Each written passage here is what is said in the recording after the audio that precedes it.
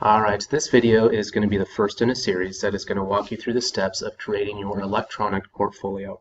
This first one is going to be about creating a simple Google Sites website. Now the first thing you're going to want to do, of course, is make sure you are logged into Google. You can see I'm already logged in. I'm going to click on the grid and I'm going to look for sites. There it is. If I did not see it, I would click on more. It would open up some other options and hopefully it would be there, but I do have it right here. I'm going to go ahead and click on sites. And as soon as it opens up, what you'll notice is this is what they refer to now as the classic sites. So you can click on create. It'll give you the option to create in classics or new sites.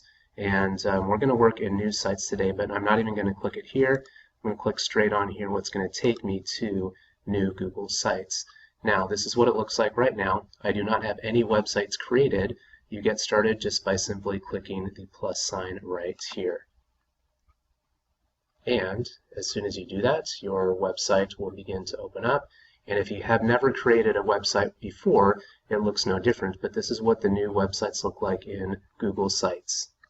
I do want to point out a couple differences between the new sites and the classic sites. The first thing I like is it actually will let you name your site and give yourself a new title page, and you won't have to worry about publishing it until much later on. So the first thing I'm going to do is I'm going to go ahead and give my website a name right here. Enter site name.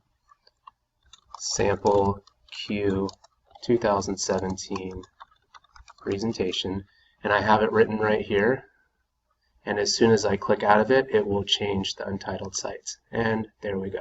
So there is the name of my website. Now I can actually go ahead and name my title page as well. So I'm going to go ahead and just click in here. Alright, so let's go ahead and title it. I'm just going to title it Mr. Hardy's e-portfolio. And then you can go ahead and stretch it a little bit, whatever you need to. Let's go ahead and maybe just enter here, put it on 2 lines, and there we go. If I wanted to move it around a little bit, I could. There's a lot of different options that you can do with this. So when you're all set, you now have your first page, your home page, ready to go. The next thing I'm going to do is I need to create a page for each one of my different sites that I'm going to have on here. Right here you can see insert, and it says insert pages, so let's go ahead and go right there. I'm going to hit the plus sign right here.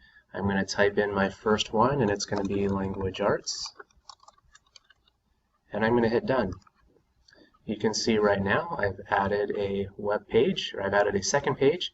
It's called language arts, and there it is right there. I can click back to the home page, and here's my home page, and there is my second page, language arts. Let's add another one. We're going to add math. We're going to add 1 page for each content area. We're going to add science,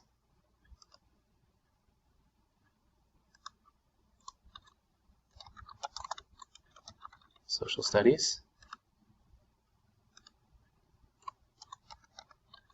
physical education,